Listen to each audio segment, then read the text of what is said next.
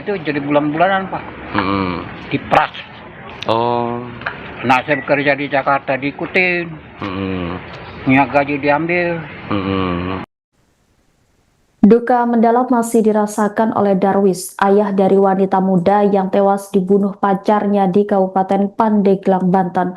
Di tengah kesedihan, Darwis mengungkap kehidupan putrinya selama menjalin hubungan dengan pelaku yang disebut telah berlangsung sejak masa SMA. Menurut Darwis, putrinya selama ini kerap mendapat tekanan hingga dugaan pemerasan dari pelaku. Ia mengaku sebenarnya sudah lama mengetahui hubungan tersebut dan beberapa kali melarang anaknya melanjutkan hubungan dengan pria itu, namun tidak dihiraukan oleh korban. Darwis menceritakan korban sempat bekerja di Jakarta bersama pelaku. Namun selama bekerja, korban disebut sering mengalami tekanan, terutama terkait persoalan ekonomi dan kebutuhan hidup.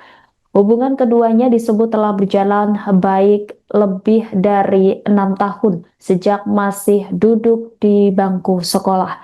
Saat pelaku berhenti bekerja, korban tetap bekerja untuk memenuhi kebutuhan mereka berdua. Tidak hanya itu, korban juga disebut sempat terlilit pinjaman online karena diminta meminjam uang oleh pelaku. Akibat persoalan tersebut, korban bahkan sempat kehilangan pekerjaannya di Jakarta. Darwis mengaku sangat terpukul atas kematian putrinya yang merupakan anak bungsu dari 4 bersaudara. Ia pun berharap pelaku mendapat hukuman berat atas perbuatannya. Hancur Pak, hancur itu anak saya yang paling bontot itu Pak. Oh, yang paling bontot. Ya, jadi hancur hati saya. Ya kalau saya ketemu orang yang bunuhnya, saya juga ingin bunuh dia. Saya tidak kira-kira saya ketemu dia. Ya. Pak, informasinya kan Zaman sekolah. Tapi anak saya itu jadi bulan-bulanan Pak, dipras. Oh. Nah saya bekerja di Jakarta diikutin, punya gaji diambil. Tapi akhir-akhir ini Kadang uangnya diambil, alasan suruh macam-macam. Berarti persoalan itu Bapak udah tahu dari awal gitu ya? Udah tahu, saya udah larang-larang anak saya. Saya udah larang, udah capek saya ngelarangnya. Tapi tetap aja dia pergi. tapi terakhir sempat Dia itu sebenarnya tinggalnya sama anak saya yang sudah kawin orang Todong. Ya, dia tinggal di situ, bukan tinggal sama saya, anak saya ini. Dan dia pergi juga saya nggak tahu. Gitu. Saya tahu-tahunya tadi itu diinformasikan sama anak saya. Jadi dia tinggalnya sama ipar. Oh, sama tetehnya. Ya, sama tetehnya. Oh, Gitu. berarti kalau untuk hubungan ini Bapak udah tahu dari lama dan sempat ada Udah lama, melarang juga gitu Pak ya? Pokoknya dia tuh teman sekolah. Teman sekolah itu. Teman sekolah, kemudian dia pergi ke Jakarta, sama-sama kerja di Jakarta, saya dengar itu, di restoran AW itu. Akhirnya laki-laki itu berhenti, dia anak saya ini langsung bekerja terus sampai ada 6 tahun lah kalau nggak salah waktu itu. Pak, kalau dari segi di mata keluarga? Di mata saya waktu dia kerja baik, baik. Dia kurang ketemunya sama saya dia setelah berhenti kerja. Dia berhenti juga kan gara-gara nih laki-laki yang bunuh ini. Gara-gara dia suruh minjam uang pinjol, terus dia dikejar-kejar sampai ke tempat pekerjaan. Bosnya tahu ya dipecat. Gara-gara laki-laki ini juga. Ya pokoknya saya yakin anak saya hancur sama laki-laki ini. Mungkin juga keperawanannya, mungkin juga harta bendanya anak saya. Habis udah makan sama dia. Apa harapannya ke pihak kepolisian Pak dengan adanya peristiwa ini? Harapan saya dia dihukum mati. Kalau enggak saya akan matiin dia. Itu aja udah. Pak, kalau anak Bapak ini tinggal sama tetehnya ini di Sodong sudah berapa lama Pak? Udah lama? Baru dia juga kan baru dipecat kerja gara-gara laki-laki ini. Oh, dipecat kerja dari Jakarta. Oh. Emang korban ngomong apa? Ngomong katanya saya lebih mentingin mama saya yang penyakitan, nggak tahu diri ya, nggak berguna katanya. Itu di login di mana? Seorang pria berinisial OI nekat menghabisi nyawa pacarnya sendiri berinisial DI 27 tahun di Pandeglang. Motif pembunuhan tersebut diduga karena sakit hati atas ucapan korban yang menyinggung kondisi ibu pelaku yang sedang sakit.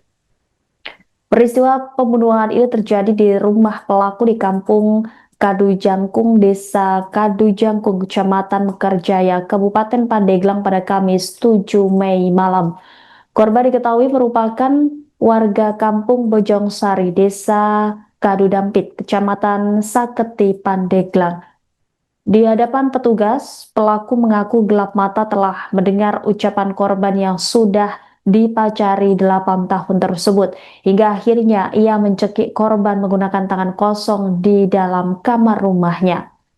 Setelah korban tewas, pelaku mengaku sempat duduk bersandar di dekat jasad pacarnya karena menyesali perbuatannya. Ia bahkan disebut sempat mencoba mengakhiri hidup, namun upaya tersebut tidak membuahkan hasil.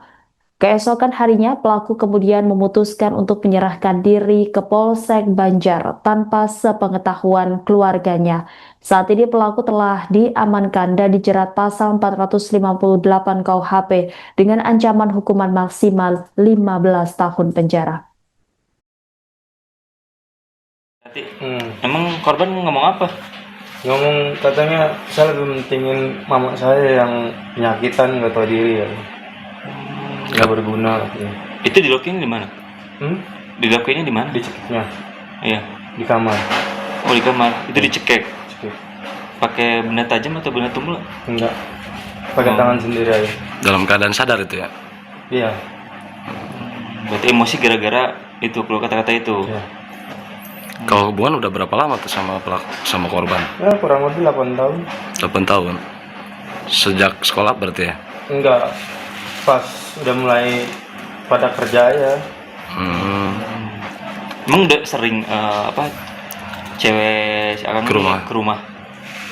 Dia sering ke rumah, sebulan itu ada 3 kali 4 kalinya, bahkan sering juga nginep seminggu di rumah. Berarti orang tua ini aja ya, biasa aja gitu ya? Ya, bukannya biasa aja ya, udah ada teguran dari apalagi orang tua ya, dari RT, dari RW, dari warga juga, cuman ya susah dibilanginnya. Itu kapan sih melakukan pembunuhan? Jam berapa? Pas saya cekik itu sekitar mau isa, soalnya nggak lama beres itu ajan gitu. Habis ngecekik, akang ini gimana? Kemana itu? Sempat minum obat katanya. Itu jam 9 saya minum obat, jam 9 itu saya ngerokok, mainin HP. Buat apa kang minum obat itu? Ya kirain saya mau sama gitu nasibnya sama dia tuh. Oh, intinya akang mau bunuh diri gitu? ya, gitu. Obat apa aja itu yang diminum? Itu banyak sih, obat sakit gigi, obat lambung, obat tambah darah, obat paracetamol, obat batuk. Punya siapa itu obatnya? Mama Punya mama. ya. Spontan itu semuanya Semua diminum. Itu. Nah, berarti Setelah saya minum ini, matanya saya baik-baik saja. Ya udah saya pagi-pagi ke Polsek Banjar Apain? menyerahkan diri. Waktu itu mama tahu pas mau? Enggak. Oh enggak. Nggak ada yang tahu. Inisiatif diri sendiri aja mungkin tuh ya. Ya. Oh. Nah pas minum obat itu gimana tuh? Kerasanya sakit atau gimana? Enggak, cuman pas saya jam 1 atau jam setengah 2 lah, saya muntah sedikit gitu. Nah Kang Punten Pak? Enggak. Oh enggak. Hari itu enggak. Terus spontan aja itu melangsung.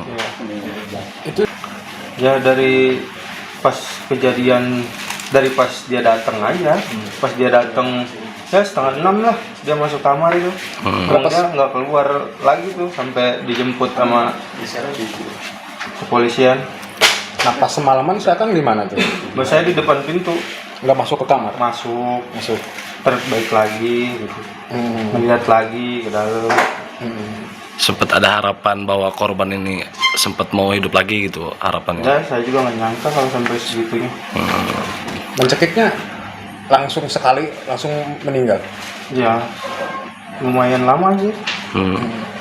Kang kenapa nih? kalau saya larian takutnya kasihan jasadnya dia, biar maksudnya biar cepet di saya juga sebenarnya gimana ya sama dia, namanya kita udah hidup bareng ya di Jakarta aja dari 2021 sampai 2024 ngekos bareng gitu kan.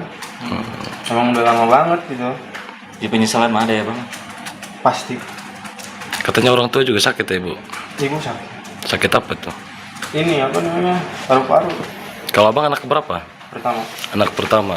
Berapa saudara berarti? 2. 2. Kalau ayah?